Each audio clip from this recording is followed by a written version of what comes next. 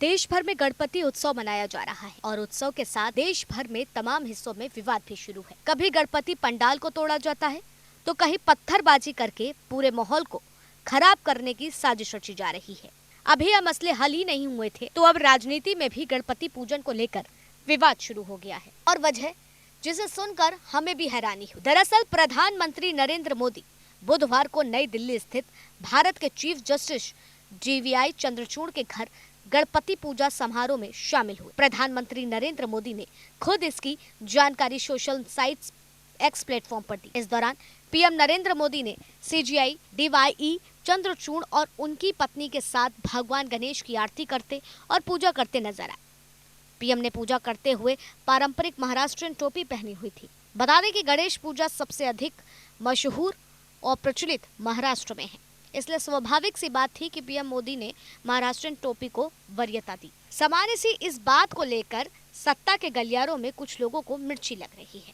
लगातार कुछ लोग दोनों के मिलने को भारतीय लोकतंत्र के लिए खतरा बता रहे हैं और सोशल मीडिया पर लगातार इन मुद्दों को लेकर चर्चा कर रहे हैं कि आखिर प्रधानमंत्री अगर गए भी तो फोटो शूट की जरूरत क्या थी।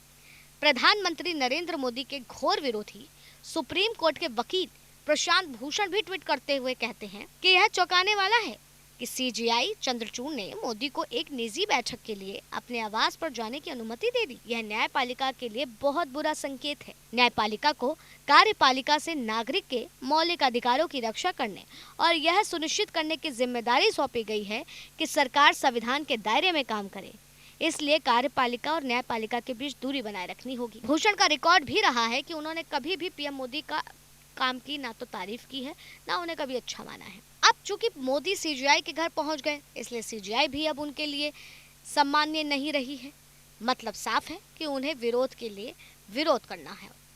प्रशांत भूषण अन्ना आंदोलन में अरविंद केजरीवाल के साथ भी थे और बाद में अरविंद केजरीवाल ने उनसे छुटकारा भी पा लिया था, लेकिन उनके आपत्तिजनक ट्वीट के चलते उन पे 1 रुपए का जुर्माना भी लगा था। तो वहीं राजनीति के गलियारों से शिवसेना के उद्धव ठाकरे नेता संजय राउत भी मोदी के चंद्रचूड़ से मुलाकात कर खफा हैं।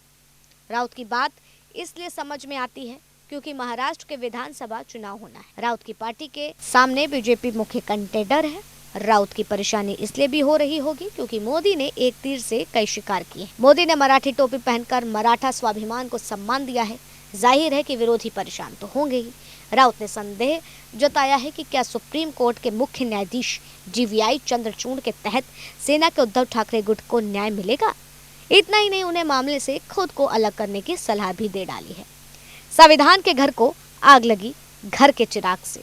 शिवसेना उद्धव ठाकरे की टीम से संजय राउत का क्या कुछ कहना है वो भी सुन लीजिए। ईवीएम को क्लीन चिट। महाराष्ट्र में चल रही संविधान विरोधी सरकार की सुनवाई पर 3 साल से तारीख पे तारीख पश्चिम बंगाल बलात्कार मामले पर सुमोटो हस्तक्षेप, लेकिन महाराष्ट्र रेप कांड का जिक्र नहीं। दिल्ली के मुख्यमंत्री केजरीवाल की जमानत पर तारीख पे तारीख। ये सब क्यों हो रहा है, क्रोनोलॉजी समझ लीजिए। भारत माता की जय। अब इसी के बाद एक यूजर लिखता है, इन लोगों के दोहरे मानदंड देखिए। कांग्रेस नेता और सुप्रीम कोर्ट ने वकील अभिषेक मनु सिंह भी कहते हैं कि सीजीआई मेरे पुराने मित्र हैं, इनसे इन्हें कोई परेशानी नहीं है। कपिल सिब्बल और सीजीआई एक साथ किसी उद्घाटन समारोह में रिबन कटिंग समारोह में भाग लेते हैं तो भी इन्हें कोई परेशानी नजर नहीं आती है। अब इन बयानों के बीच चर्चा इफ्तारी की हो रही है। बता दें कि बीजेपी की ओर से भी आरोप लगाए जा रहे हैं कि कांग्रेस के सत्ता काल में जब तत्कालीन प्रधानमंत्री मनमोहन सिंह ने इफ्तार पार्टी दी और उसमें तब ये मुख्य न्यायाधीश भी शामिल हुए थे, तब कांग्रेस और बाकी पार्टियों ने ऐतराज क्यों नहीं। सवाल ये है कि इफ्तार पार्टी हो या गणपति पूजा, कोई भी किसी के कार्यक्रम या उसके आमंत्रण पर भी नहीं जा सकता है। लेकिन अब इस पर कानून क्या कहता है, एक नजर उस पर डाल लेते हैं। जो लोग मोदी और चंद्रचूड़ की मुलाकात से भारतीय लोकतंत्र को खतरे के रूप में देखते हैं, उन्हें नहीं पता है कि संविधान में क्या लिखा है। संविधान में कहीं भी ये नहीं कहा गया है कि कार्यपालिका और न्यायपालिका एक दूसरे से मुलाकात नहीं कर सकते। दरअसल किसी भी स्वस्थ लोकतंत्र के लिए सेपरेशन ऑफ पावर और कॉपरेशन ऑफ पावर दोनों को अलग नजरिए से देखने की जरूरत है। लोकतंत्र के इन दोनों स्तंभों में इतनी दूरी भी नहीं होनी चाहिए कि दोनों के बीच एक दीवार बन जाए। भारत की जनता को सही मायने में न्याय तभी मिल पाएगा जब दोनों मिलकर के देश की भलाई के लिए काम करें। लेकिन विरोधी दलों ने अपना बैकफुट को लेते हुए, चुनावी हथकंडे को लेते हुए इस पूरे मामले पर अपनी राजनीति गढ़ना शुरू कर दी।